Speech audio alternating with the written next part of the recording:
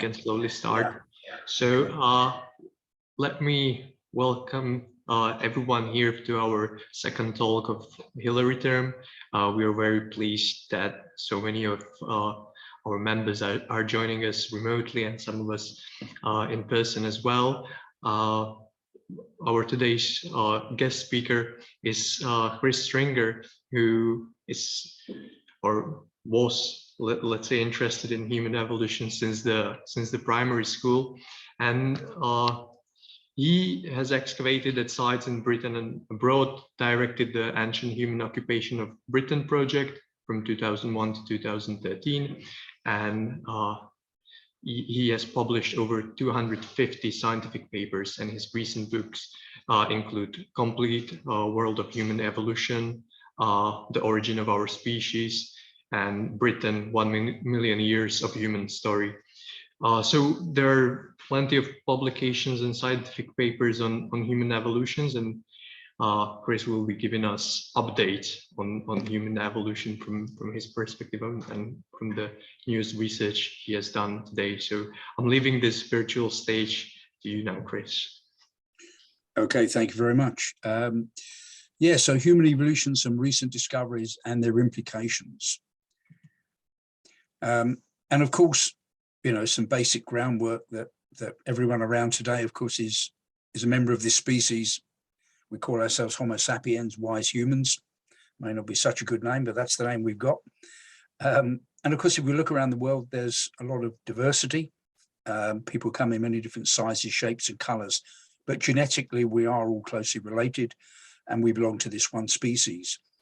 And when we take away the superficial features and get down to the skeleton, we also have shared features in our skeletons. And on the right-hand side there, you can see a modern human skeleton from the exhibition at the Natural History Museum in London. And when we look at that skeleton, we can see a number of derived features that are special to our species. So in the skeleton as a whole, we've got a high, narrow rib cage. We've got a narrow, less flared pelvis compared with earlier humans. We've got smaller joint surfaces, a lighter build to the skeleton. Generally, the muscle markings are not so strong as we find in earlier human species. And that goes for the skull as well. We have a number of differences there. So we've got this high and rounded globular brain case. The upper parietal region is expanded out. The base of the skull is narrow. We have distinct ear bone shapes compared with other humans. We have a weak or non-existent brow ridge at the front of the brain case. The face is flat, transversely flat and retracted under the brain case. We have relatively small front teeth, and we have a chin on the lower jaw. So these are all features we can look for in fossils to track back when Homo sapiens originated. But there was a lot of diversity in the past, and this is, you know, my attempt to map that diversity. So these bars in this diagram represent different lineages. I would call most of them different species of human during the last 1 million years. And we're over there on the top left, the green bar, Homo sapiens. We've got the yellow bar, the Neanderthals, and another lot, but I'll be talking about the Denisovans in the center there. So there's all this diversity. And even recently, there were a number of different humans around. So even 70,000 years ago, of course, geologically, like yesterday, there were at least 5 kinds of humans around. We had been evolving in Africa, Homo sapiens. The Neanderthals have been evolving in Europe and Asia. The Denisovans over in East Asia. And down in Ireland, Southeast Asia, we had these strange small-bodied species of human and small-brain species of human on Flores, Homo floresiensis, nicknamed the Hobbit, and in the Philippines, Homo luzonensis, a species only named in the last couple of years. So even 70,000 years ago, there was still all this diversity. And Homo erectus, the more ancient species, might even still have been around as well. That's not so well mapped. So I'm going to talk about 4 things, if there's time in the talk about the situation in Africa and our origins there, talk about Neanderthals in Europe and Asia and our interactions with them, talk about the Denisovans in East Asia, and then finally that big question, which of course is very interesting for archaeologists too, why are we the only humans on Earth? What happened to those those other species that were around until recently. So let's look at the African story briefly. And here's a simple representation of the evolution of the Neanderthal and Homo sapiens lineages. So on the left there, we've got the Neanderthal lineage stretching for several 100,000 years in Europe and Asia. And we've got this fossil from the Cima de los Huesos in Spain, about 430,000 years old, and showing what seem to be clear early Neanderthal features. So the Neanderthal lineage goes deep in time. And in Africa, we can trace our own lineage back over a similar length of time. We've got a Homo sapiens fossil on the top right there from Cro-Magnon in France, but lower down there, the Jebel Ihud 1 fossil from Morocco seems to be an early Homo sapiens at around 300,000 years ago. Geneticists estimate that we had a common ancestor with the Neanderthal lineage probably more than 500,000 years ago. But who that ancestor was and where that ancestor lived, I think now is much less certain than I used to think. I used to think the common ancestor was a species called Homo heidelbergensis. And now I'm not sure about that, and I'm not sure what continent that common ancestor lived on. It may have been in Europe, it may have been in Asia, it may have been in Africa. And because the African story seemed to be relatively simple until recently. So here's a common representation of the evolution of Homo sapiens in Africa, with this earlier species, Homo heidelbergensis or rhodesiensis, sometimes called, represented here from the Broken Hill fossil, also known as Kabwe, estimated often at 500,000 years old, giving rise to early forms of Homo sapiens and giving rise then to later forms of Homo sapiens. So this was seen as a relatively gradual transition, and possibly, in fact, probably for some people, occurring in only one area of Africa. East Africa was often the favoured area for this transition from heidelbergensis through to Homo sapiens.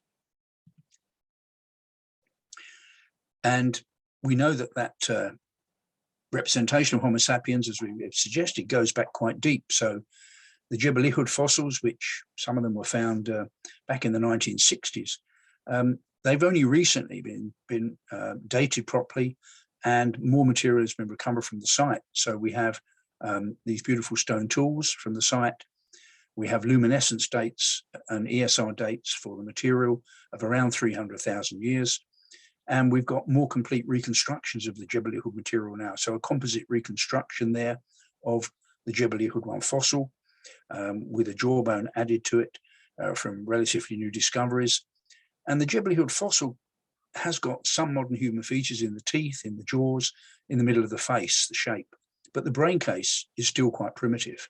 It looks like Ihud, if it is a Homo sapiens, hasn't yet evolved that high rounded brain case that we find in later Homo sapiens. But that high and rounded brain case is there, and we now know it was there in Ethiopia more than 200,000 years ago. So this fossil, Homo kibish 1, found by Richard Leakey's team back in 1967 in southern Ethiopia. The cranial vault is high and rounded. There's a small brow ridge. There's a chin on the lower jaw. It has upper parietal expansion. And there's also a skeleton associated with it, which does have modern human features, including in the pelvis. So this fossil, as it says here, has recently been dated by a major explosive eruption of the Shala volcano in the main Ethiopian rift. By dating the proximal deposits of this eruption, we obtain a new minimum age for the Homo fossils of about 233,000. So this is a fossil which for me is a modern Homo sapiens, at least in the parts preserved, and yet it's over 200,000 years old. But when we look at the African fossil record as a whole for Homo sapiens, it's really quite diverse, and there isn't a clear pattern of change through time. If you line these fossils up in the best we can in a chronological sequence, they don't form an ordered gradual sequence through from more primitive to more derived, more modern looking. Some of the fossils show mixed features, and even at one site, such as Homo kibish, we have two very different looking fossils which appear to be about the same age. So there's no clear pattern of change through time. And this has led me and others to develop the idea that there wasn't a single gradual place where modern humans evolved. It wasn't East Africa. Actually, modern humans were evolving across the African continent. So this is a Pan-African origin.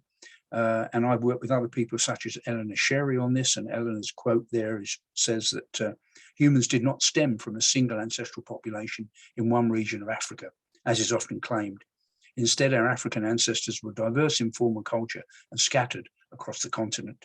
I wouldn't necessarily say the entire continent, but various regions contributed to the evolution of what we call Homo sapiens and what we call modern Homo sapiens. So the evolutionary pattern is as shown there on the bottom right there. We've got lineages in different parts of Africa, at times going their own separate ways, at other times when climate allowed it, mixing with other populations. And so we get a kind of mosaic evolution of Homo sapiens and a coalescence of the modern Homo sapiens pattern in the last 100,000 years.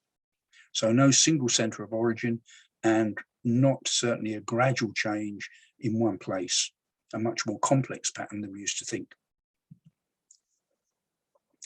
And it's even more complicated than that, because this map here shows some of the early Homo sapiens fossils in black and gray, but there are archaic humans around at the same time, as we now know.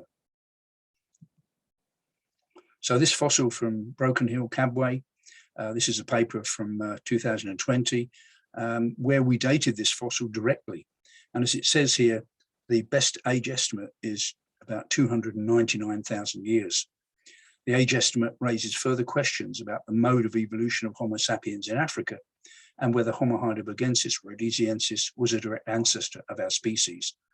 So that's both chronologically, because of course, we've now seen that the Homo kibish 1 fossil, which looks much more modern, is only about 70,000 years maybe younger than this fossil.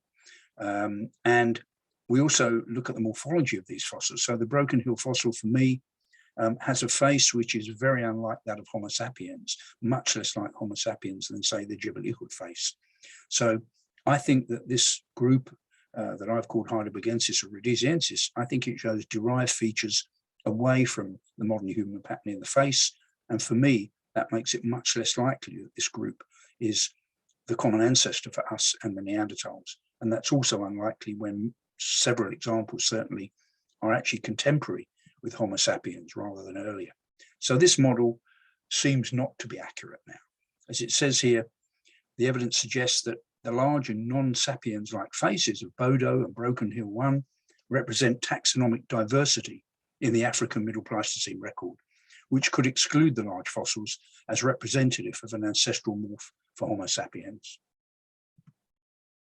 And it's even more complicated than that, because of course down in southern Africa, we have a much more primitive species surviving until around 300,000 years ago. This is Homo naledi, only found in the last 10 years or so. And as it says here, a composite skeleton reveals Homo naledi's overall body plan. Its shoulders, hips, and torso hark back to earlier ancestors, while its lower body shows more human-like adaptations. The skull and teeth show a mix of traits, and that includes a brain capacity, which is really only comparable with some of the great apes of today, chimpanzees and gorillas. So this small-brained species still surviving around 300,000 years ago. So yes, the sapiens lineage seems to be evolving in northern and northeastern Africa. We've got heidelbergensis or rhodesiensis still around about 300,000 years ago in Zambia, and down in southern Africa, something much more primitive still, Homo naledi. And of course, we have no idea when the heidelbergensis, rhodesiensis, and naledi lineages actually disappeared. We can date them around 300,000. They may well have survived later than that. And of course, DNA contributes to this story. And one of the regrettable things is that because of the climate of Africa, we have only very poor DNA preservation. And the known DNA from African fossils only at the moment goes back to about 15,000 years. So whether we'll ever have fossils from those earlier forms, those earlier species, it looks unlikely at the moment. But what the data do show is that modern humans outside of Africa today genetically seem to trace their common ancestry back to a dispersal that happened about 60,000 years ago. So this is from a paper I was on from earlier last year.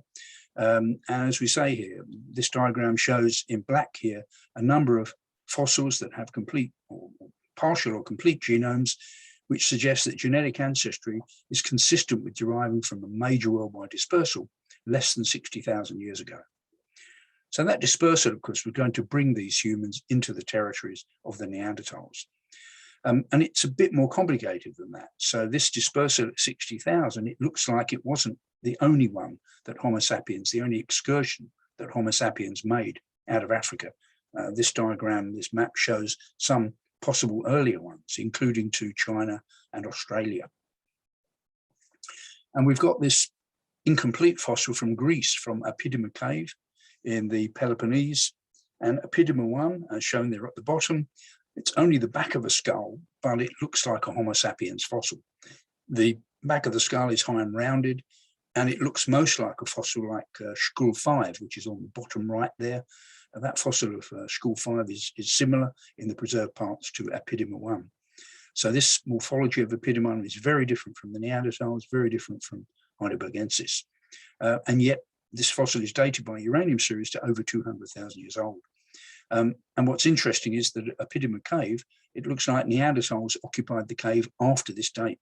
So we've got a situation where we seem to have maybe a brief dispersal of Homo sapiens into Europe, and then that population disappears and is replaced by Neanderthals.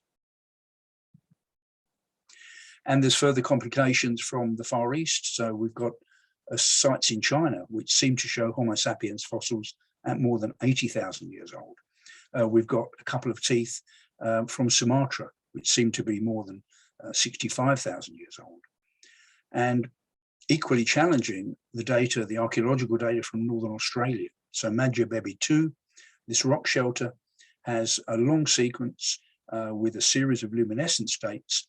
And at about 65,000 years ago, there's a very rich layer, rich in complex technology and rich in pigments, 65,000 years old, assumed to be the work of Homo sapiens, and yet dating from 65,000 years ago, which is, of course, before this putative 60,000 dispersal, which gave rise to modern day genetic diversity outside of Africa.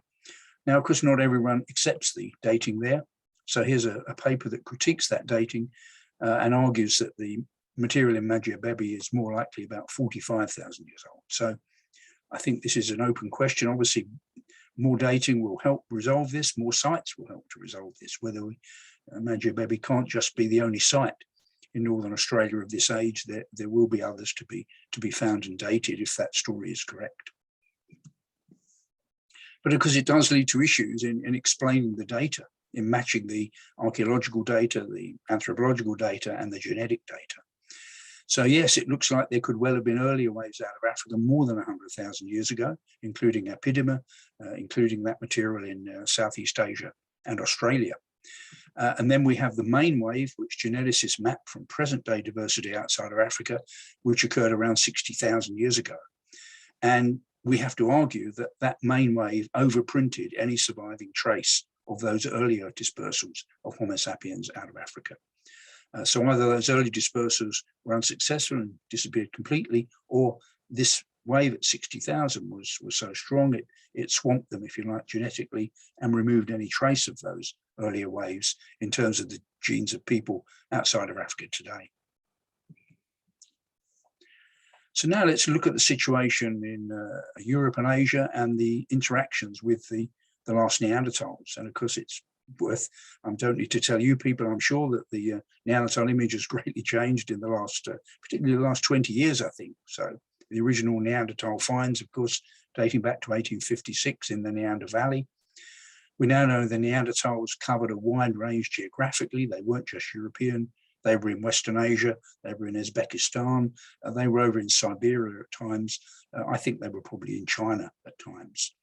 And their image, as it shows on the right-hand side, on the top right there, we've got an image of the Neanderthals from the early 1900s, where at that time there were no really primitive African morphologies. We didn't have fossils of Australopithecines, for example, back in the early 1900s. And so people who believed in human evolution kind of pushed the Neanderthals into this position of a sort of missing link. That Neanderthal they're depicted as very bestial, bent knees, hairy, grasping big toes, head hung forward, and so on. And then at the bottom right there, we've got a contrasting image from our exhibition in London by the Kennis brothers, showing this much more human representation of the Neanderthals. In fact, the Kennis brothers told me that they had based this reconstruction, the expression of it, on a photograph they'd seen of Sean Connery. So there we are, a very human representation of the Neanderthals. But they were distinct from us. I think they were fully human, but a different kind of human. So we've got a Neanderthal skeleton now compared with the modern human one. So Neanderthals have got a much bigger rib cage, more voluminous, wider, deeper. Probably the lung capacity was 20% bigger than that in Homo sapiens. A much wider and more flared pelvis. Probably the internal organs of the Neanderthals were somewhat larger than our own. The joint surfaces are much larger on the bones. The muscle markings are much deeper. And when the differences are there when we come to the skull as well. So at the top there, we've got a Neanderthal from Alfereci.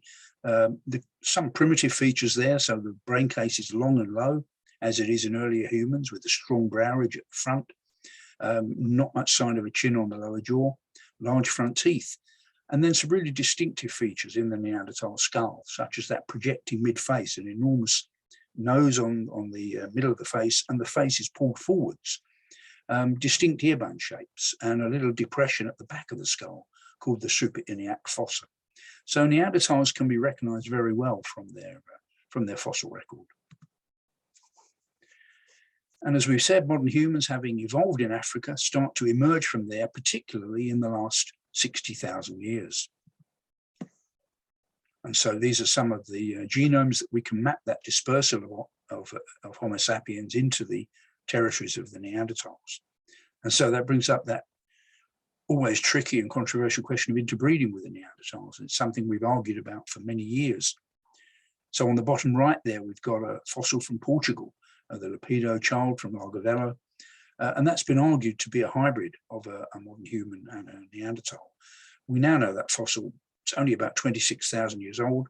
Unfortunately, there's no DNA from it, but it seems very unlikely that it's any kind of hybrid. It seems to be just a Homo sapiens child from the Gravettian. And at the top left there, we can see evidence from modern species of mammals that they can hybridize successfully. So there's an example of the brown bear and polar bear hybridizing successfully in zoos, and the offspring are fertile, they're interfertile. And the divergence time of the polar bear and brown bear is about comparable with the divergence time of us and Neanderthals. So I was certainly aware that closely related mammal species could often hybridize. We know jackals and wolves can, many species of baboon can. But my view until recently was, well, that happened a long time ago. It was probably rare. And we're not going to find any evidence of it today. But I was wrong, and of course, and that was shown clearly from 2010 onwards, when the first really good quality Neanderthal genomes were reconstructed. And as it says here, close encounters of the prehistoric kind, the long-awaited sequence of the Neanderthal genome suggests that modern humans and Neanderthals interbred tens of thousands of years ago, perhaps in the Middle East. In fact, we'd now say in a number of different regions of Europe and Asia. As a result, pretty well everyone living outside of Africa has inherited a small but significant amount of DNA from these extinct humans. Many of us listening to this talk today will have around 2% Neanderthal DNA in our genomes from these ancient interbreeding events. And we can map the interactions of the last Neanderthals and these Homo sapiens dispersing from Africa. Here are some of the sites which show the evidence. A number of these have been published recently.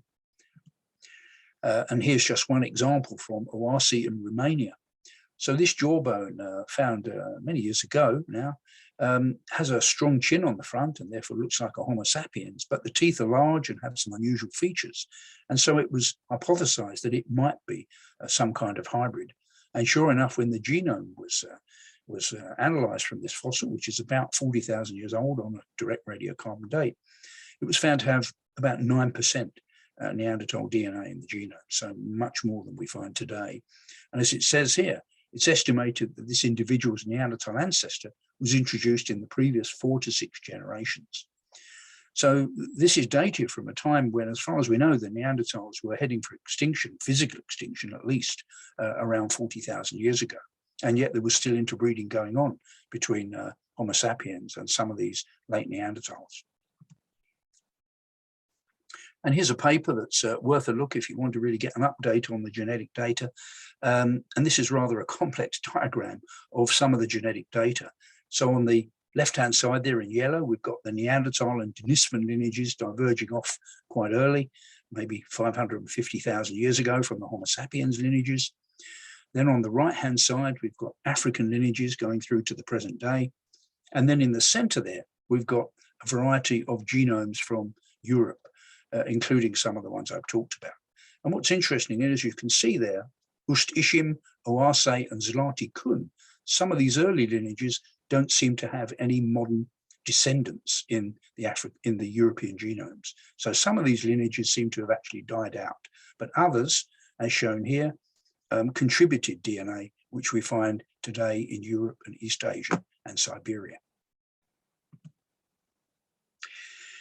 And that Neanderthal DNA estimated that it could have been as high as 10% in some of these early populations that were mixing with the Neanderthals, but it soon selected away. So there's Oase on the left-hand side there, close to 10% Neanderthal DNA, but other early modern genomes are shown there at the bottom, and these show a declining amount of Neanderthal DNA through time. So selection is removing that Neanderthal DNA pretty quickly, and it soon gets down to the level of around 2% that we find outside of Africa today. So this talk of interbreeding with Neanderthals brings up this always tricky question of species, and are the Neanderthals the same species as us? And I've written a piece which you can find on the Natural History Museum website. So as I say here, in my view, if Neanderthals and Homo sapiens remain separate long enough to evolve such distinctive skull shapes, pelvises, and ear bones, they can be regarded as different species, interbreeding or not. Humans are great classifiers, and we do like to keep things orderly, but we should not be surprised when the natural world, past and present, does not match up to our neat and simple schemes. So there's the biological species concept, which says that species are defined as being reproductively isolated, but that's only one of about 35 different species concepts that someone mapped recently. And we know that the biological species concept doesn't work for species of bears, species of cats, species of dog, many species of birds. It's estimated that 20% of closely related bird species do a bit of hybridization. So I think us and the Neanderthals, it's not an exception. We separated 600,000 years ago. That was not long enough in our case to evolve complete reproductive isolation from the Neanderthals. And of course, some of that DNA is active in us today. And here's one of many papers really that have been written about this activity of some of these bits of Neanderthal DNA in the genomes today. So as you can see here, type 1 balding, menopause age, sunburn, susceptibility, false vital capacity, so lung power and so on, bone density, whether you're a morning or an evening, nighttime person, your white blood cell count. All of these seem to be influenced by the presence of particular bits of Neanderthal DNA. So some of this is certainly active today, and our immune systems seem to show activity linked with Neanderthal DNA. And that's not surprising probably because, of course, coming out of Africa, we had no natural immunities to the diseases outside of Africa, whereas the Neanderthals had evolved natural immunities over hundreds of thousands of years. So by interbreeding with them, we got a quick fix to our immune systems. And that was good news 40 or 50,000 years ago. Not such good news today when there are some autoimmune conditions, which again seem to be linked to the presence of Neanderthal DNA. What's also interesting is the bits of DNA that did not change, that we did not acquire from Neanderthals. So there are these so-called deserts in our genomes today where you don't find any Neanderthal DNA. And so experts are looking, geneticists are looking at those deserts and looking at the genes in those deserts. And as it says here, genes which are important for the refinement of neural circuits, including those relevant for speech and language, are found in introgression deserts. We suggest that modifications of a complex network in cognition or learning took place in modern human evolution, possibly related to other brain-related vocal tract or neural changes. And at the bottom there, experimental mapping of what some of these genes, which seem to be largely or totally unique to modern humans, are doing. So differentially active sequences were associated with divergent transcription factor binding motifs, with genes enriched for vocal tract and brain anatomy and function. This work provides insight into the regulatory function of variants that emerged along the modern human lineage and the recent evolution of human gene expression. Okay, let's move on now to look briefly at the Denisovans, who were in East Asia. So, of course, Denisova Cave in southern Siberia, in the Altai region, Russian archaeologists have been digging this cave for more than 50 years, and they had found some fragmentary human fossils. And although the teeth were very large, even Homo erectus size, it was very difficult to tell what kind of human they were. But of course, in the last 10 years or so, those fossils have given up DNA, and we now know that there was another kind of human living in this cave over a period of probably 150,000 or 200,000 years that we could now call the Denisovans. And the fragments that have given rise to this DNA are shown in the top of this diagram. Very fragmentary, as you can see. There's one big tooth there, Denisova 4. There's also some cranial remains not published yet. And these, some of them have really high quality genomes, as good as you can get from bones today. So remarkable preservation. And what's also interesting is that the cave also has Neanderthals in it. So these fragmentary remains in the lower part of this diagram are actually Neanderthal fragments, and they produce Neanderthal DNA. And remarkably, Denisova 11 there is actually seemingly a first generation hybrid of a Denisovan and a Neanderthal. So this is a girl who seems to have had a Neanderthal mother and a Denisovan father. She's been called Denny. So remarkable evidence. And if we go back to that previous diagram, you can see on the bottom right there, the Denisovan fossils are mapped, I think, in grey. The Neanderthal fossils are mapped in red. So both these populations are there, alternating in occupation, and even at times probably coexisting in this cave over tens or hundreds of thousands of years. And we don't just need fossils now to get this ancient DNA. So here's a paper which looks at obtaining nuclear and mitochondrial DNA from cave sediments in Siberia and Spain. And so we now have the capability of getting both mitochondrial DNA and nuclear DNA from the cave sediments. So if an ancient human has been in a cave and relieved themselves, if a woman has given birth in a cave, if an individual has died and pretty well all their physical remains has disappeared, but genetic material persists, then DNA may be recoverable from the sediments. And that's what's happened at Denisova Cave. And again, this remarkable preservation of the site due presumably to the cold conditions. So as it says here, so these dots are all ancient DNA samples taken from the cave sediments at Denisova Cave. So as it says here, 728 sediment samples, 94% of them contain mammalian ancient DNA, and that includes things like woolly rhinoceros and hyena and so on. 24, so about nearly a quarter of them actually contain traces of hominin DNA. So from the cave sediments now, we have even more Neanderthals, even more Denisovans, and in the top of the sequence, from about 45,000 years onwards, we have early Homo sapiens. So incredible data, and this is, of course, extremely important for future work because it means that many cave sites, even without fossils, but with some archaeology showing ancient humans were there, may have DNA in the cave sediments. And it's not just DNA that we can look for. So there's another area of work which is now developing and taking off called proteomics. So, of course, as well as the DNA, which comes from the nucleus of the cell and from the mitochondria of the cell, we actually have fossil proteins. And these may have a longer preservation time than DNA. So there's a good possibility that we'll be able to recover fossil proteins from fossils, even though DNA has not been recovered. And that was the situation for this jawbone from the Tibetan plateau of China, from Baishir Cave, or thought to be from Baishir Cave, this jawbone, very robust, very big teeth, which have been likened to the Denisovans, no chin on the lower jaw, dated over 150,000 years old by uranium series dating. So DNA recovery was not possible, but they managed to recover a bit of fossil protein from it. And that fossil protein mapped onto the Denisovans closer than it mapped to the Neanderthals and Homo sapiens. So this is a probable Denisovan fossil over 150,000 years old from the Tibetan Plateau of China. And there are a number of other fossils in the Far East and in India, which could be Denisovans. This includes the Narmada fossil from India, this jawbone from Penghu off the coast of Taiwan, fossils like Dali and Zhujiaoyao.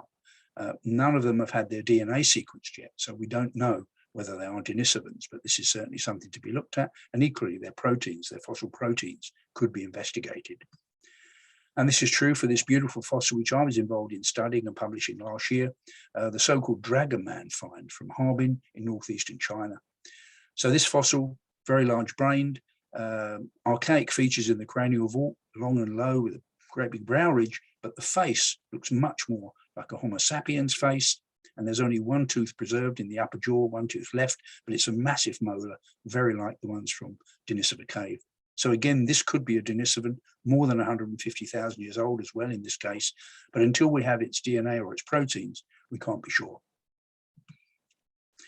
And what's interesting, of course, is that Denisovan DNA isn't just found in Siberia or the Tibetan Plateau of China, because we find signs of interbreeding with Denisovans down in the islands of Southeast Asia, particularly, and places like Australia, New Guinea, and the Philippines. So now, the ancestors of modern Australian Aborigines, for example, and modern Philippine people, not thought to have gone anywhere near Siberia. So the hypothesis is that this dispersal, maybe 60,000 years ago, of modern humans from Africa, went through Western Asia, and there was mixing with Neanderthals there. Then the populations moved through Southern Asia and down into Southeast Asia. And it was down there that they interbred with a Denisovan-like population, which is why some of these individuals in Australia, New Guinea, and the Philippines have up to 4% Denisovan-like DNA, as well as about 2% of Neanderthal DNA.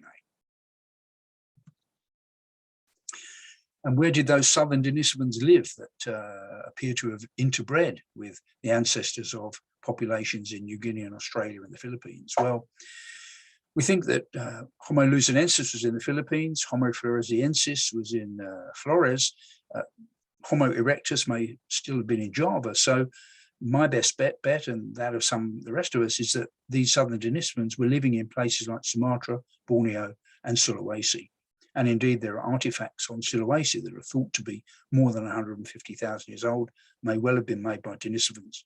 But until we have fossils, of course, down there, which we can match with the ones from Denisova Cave, it's going to be very difficult to map the presence of these southern Denisovans down there.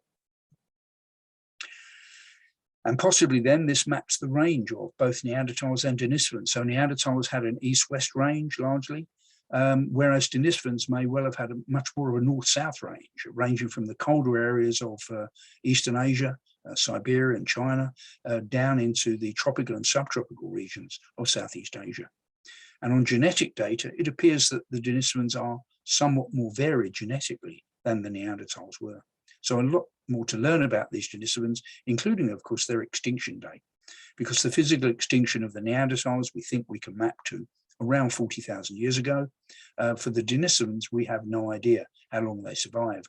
And some geneticists think that they could still have been around in island Southeast Asia 30,000 years ago.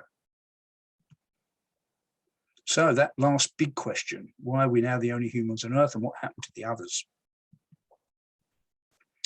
So these different kind of humans are all around at 70,000, but by 30,000 years ago, as far as we know, those other species had physically disappeared.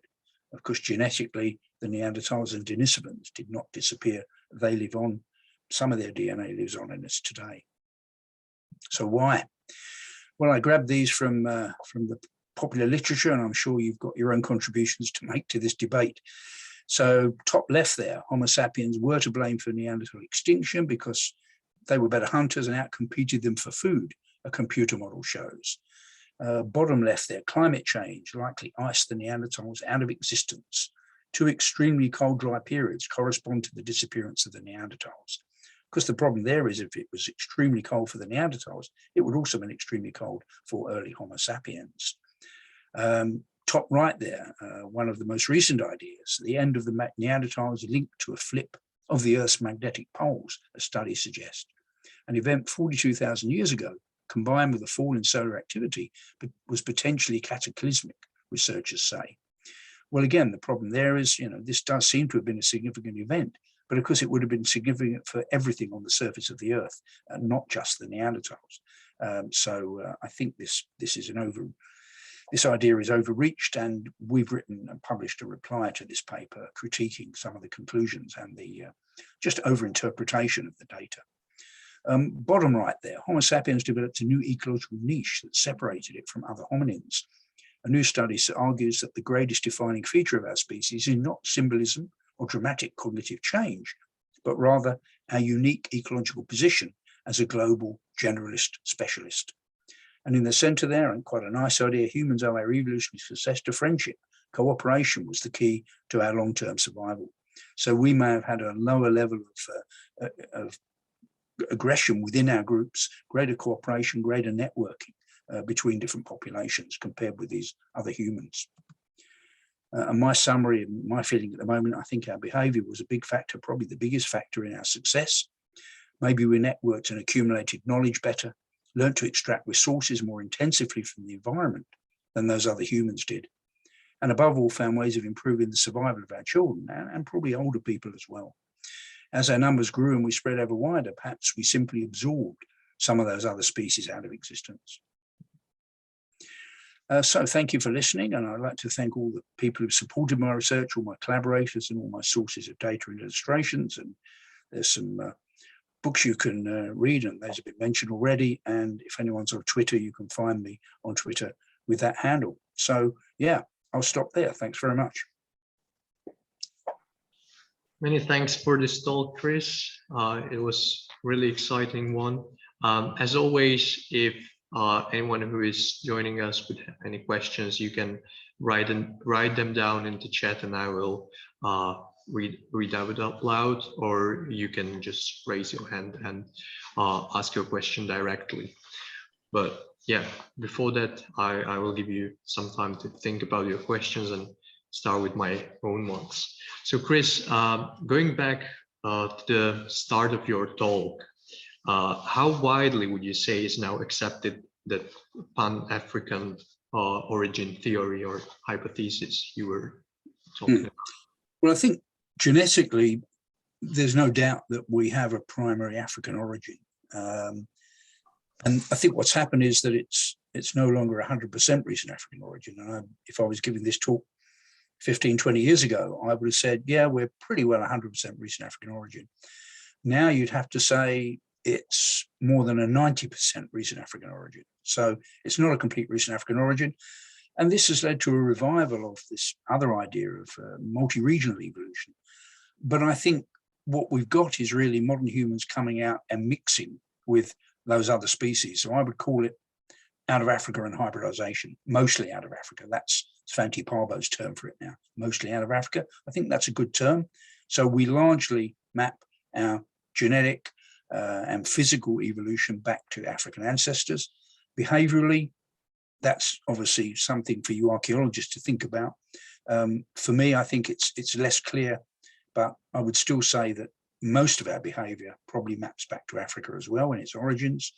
And it remains to be seen how much we acquired behavior from these other species that we were mixing with. This is, of course, one of the most interesting things for the Neanderthal modern human coexistence. There were certainly genetic exchanges going on. Neanderthals were joining modern human groups. So how much cultural exchange was going on in both directions? And for the Denisovans, we know obviously far less about that, but how much of that intermixture with the Neanderthals, with the Denisovans, was accompanied not only by gene flow, but also by exchanges of cultural information behavior. All right, thank you. Gary is asking whether there are enough hominin fossils to make conclusions about early evolution. Yeah, well, I would say in some areas there certainly aren't enough. So for Africa, I didn't get a chance to really pick up on it on one of those diagrams, but our African fossil record, I would say, comes from less than 10% of the African continent. So there are huge empty areas where we have no fossil evidence for ancient humans, even though we know they were there from stone tools. The Indian subcontinent, that vast area, has only one significant ancient human fossil, the Narmada fossil. So for some areas, we still lack a lot of data. For Europe, the situation is much better, but even there, we can have surprises, as we've seen from the Epidema fossil. So I think in places our data are pretty good. The genetic data, of course, are building up all the time. And the increase in genetic data is much faster than the growth of significant fossil data. So yeah, we build the scenarios we can. I've changed my views about things such as the position of Homo heidelbergensis as a common ancestor for us and the Neanderthals. And I would say I'm no longer sure who our common ancestor was. It might be there in the fossil record already, but not identified. So yeah, we have to work with what we've got. Something like Homo naledi comes along and provides us with a great surprise. Homo floresiensis, that was a huge surprise back in 2004. So I think, you know, we build our model with greater confidence, but with continuing caution, because yes, we have to be aware there's still a lot we don't know about human evolution. Well, I will give a bit of a follow-up question on what you've just mentioned, and it's like recently there have been like many new human species being named or introduced based on sometimes only on very partial evidence, I would say, as a, I don't know, mandible or part of skull. Can this be a problem for, or can it cause a problem in the future for archaeology and for developments in archaeology? Yes, I mean, certainly it is a problem with the proliferation of species. How many of these are really good species? And when we get more data, will they be shown to be actually similar to other species? So Homo luzonensis is the case in point, really, where you've got quite fragmentary material, and it does seem to be distinct. It's distinct from Homo floresiensis on the bits preserved, but when we have more material, it might be that will seem to be more similar to floresiensis than it seems to be at the moment. For Neanderthals, we've got a pretty good fossil record now, and the Cima de los Huesos material, you've got probably 29 individuals in the pit of the bones at Atapuerca from about 430,000 years ago. Over 6,500 fossils. So it's a really good sample. And so we have a good idea of that little window in time, at least, of the diversity and the anatomy of those people. They seem to be morphologically Neanderthals. And of course, they also seem to be genetically Neanderthals. So there's even DNA from the Cima de los Huesos placing them on the Neanderthal lineage. So yeah, for some bits of the story, you know, I have reasonable confidence we're close to the truth. But for other areas, and certainly for the Denisovans, we're really only beginning to learn about them. And that whole area of Island Southeast Asia, who knows how many other species might still be lurking there, waiting to be discovered. Great, thank you. Sharon is asking whether you think that the melting of permafrost is likely to reveal any surprises. Yes, well, there certainly might be a Homo sapiens or two preserved up there in the permafrost. Whether the Neanderthals were ever up there, I think that's much less likely. I think probably for Neanderthals, there's more hope maybe of finding a Neanderthal in a peat bog. So, for example, we've got preserved peat deposits from the last interglacial in Europe. And who knows, maybe a Neanderthal fell in there once, and we might one day find the body. So, you know, it's always, you never say never. There have been remarkable finds from permafrost and from, of course, melting glaciers in the Alps, for example. We think of Otzi, found in the Alps. So maybe we will have tissue preservation of the Neanderthals or Denisovans one day. It will be wonderful, of course, if we do. But the DNA itself is obviously very, very helpful, and more can be drawn out from that DNA data, as I was showing from some of those studies of the introgressed bits of DNA and what they were doing probably in Neanderthals compared with us.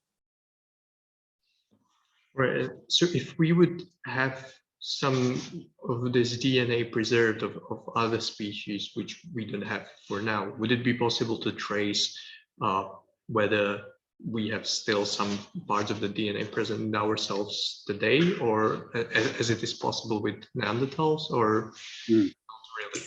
Yes, so I was on a paper which attempted to test in Ireland, Southeast Asia, whether there was evidence of these other species in the DNA. So we've got Denisovan DNA represented at the level of about 4% in some of those populations.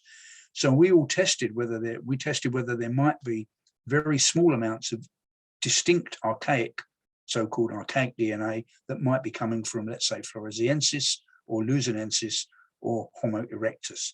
And we couldn't find any trace of it in the samples we had and with the resolution we had. Now, that's not to say there couldn't be a little bit of it there and we weren't able to pick it up.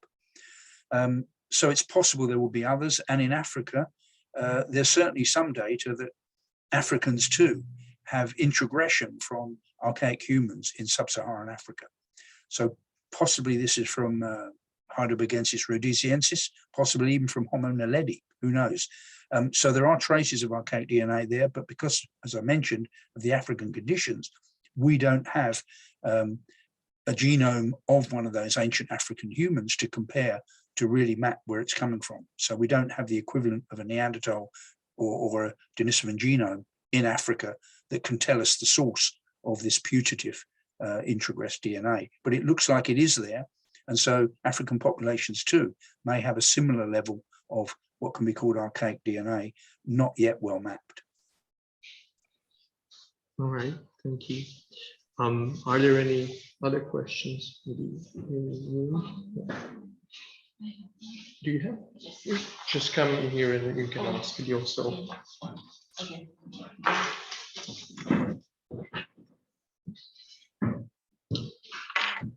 Hello.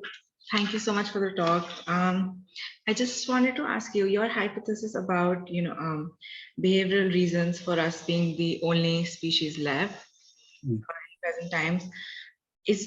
Would you suggest any ways to gain more clarity on what exactly this behavior might have been?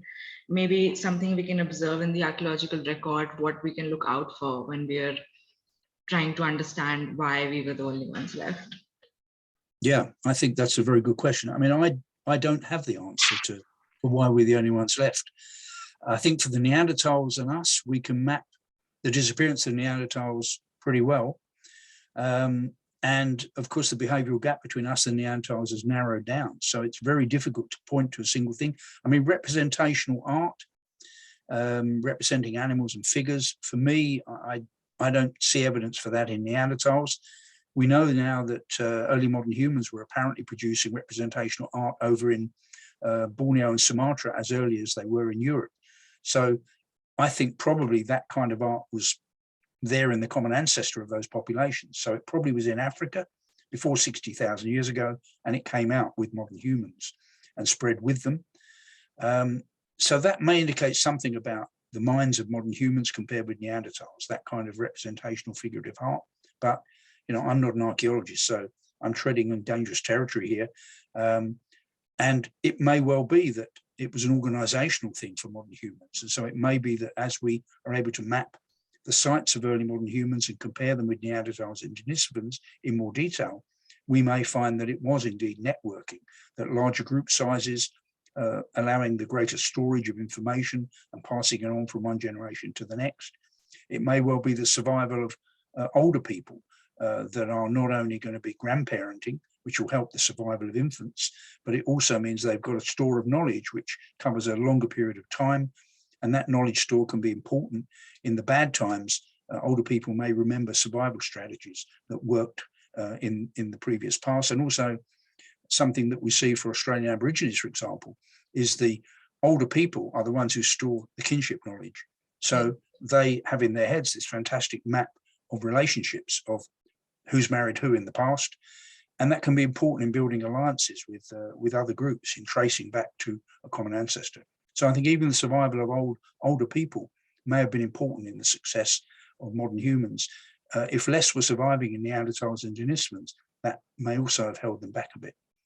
And of course, there could be some people suggest that bows and arrows were key to the success of modern humans. And there's some evidence from Africa that they appeared early. But for me, as looking at the record, and you people would know this better than me, I think the presence of bows and arrows is very difficult to map against the spread of modern humans across Europe and Asia. So yeah, I can't point you at anything specific, but I think it's going to be a pattern in the end, built up from really good site data and also really the best dating that's possible in these populations. And something also I didn't talk about is how the interbreeding happened. That may also be a factor in the disappearance of these other populations. That, of course, what we got evidence of is Neanderthals joining Homo sapiens groups, which is why we have Neanderthal DNA today. What there isn't much evidence of in the late Neanderthals so far is Homo sapiens DNA going into the Neanderthals. It may have been happening and we just haven't got it yet, but it seems to be much rarer in the late Neanderthals than in the reverse direction. So, of course, if you're taking out prime age breeding individuals out of the Neanderthal gene pool and incorporating them into the Homo sapiens gene pool, that's going to be bad news for the Neanderthal gene pool, losing prime age individuals to these early modern human groups. So that even that interbreeding, if it was mainly going one way, could be part of the story of why these other groups eventually faded away. Yeah, thanks so much. Thank you.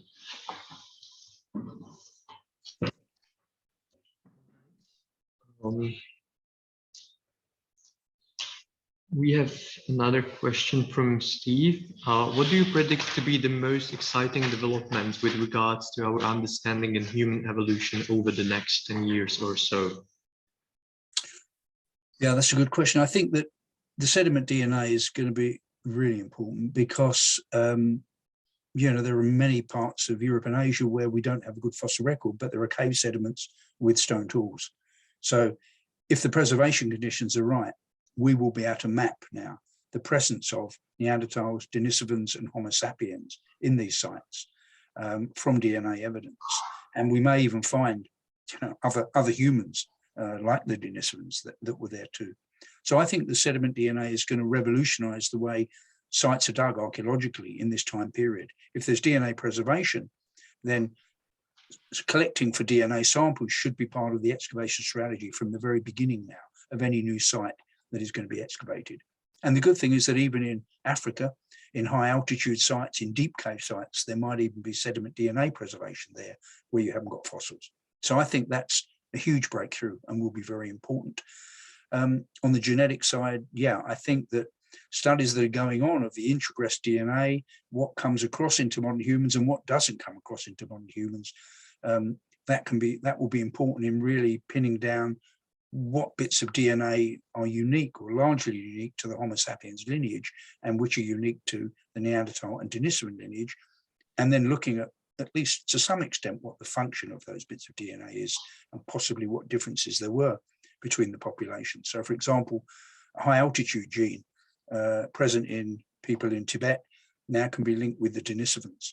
Now, it may not have been a high altitude gene in the Denisovans. It may have been there for high energy, for fast running or something like that. But things like that are going to be important too, mapping the specific functions of some of these bits of DNA that are different between the populations. All right, thank you. It seems that there are no more questions. So thank you very much, Chris, for this talk and for your time. We really appreciate that we could have you as our guest speaker. We will be looking out for this new research paper that has to come out next week. And in a couple of weeks. A couple of weeks, right? Yeah. And of course, we wish you good luck with any future research you will be doing. And yeah, hopefully many of us will join us in 2 weeks for our next talk, and we will see each other then. I should check out the program for your talks. I guess I can find those on a website somewhere. Yeah, I can send you our term card. Yeah, that would be great. I'd like to see who else is talking. Thank you. Cheers. All right. Thank you very much. Have a nice day. Thanks, everybody. Bye-bye. Bye. Bye.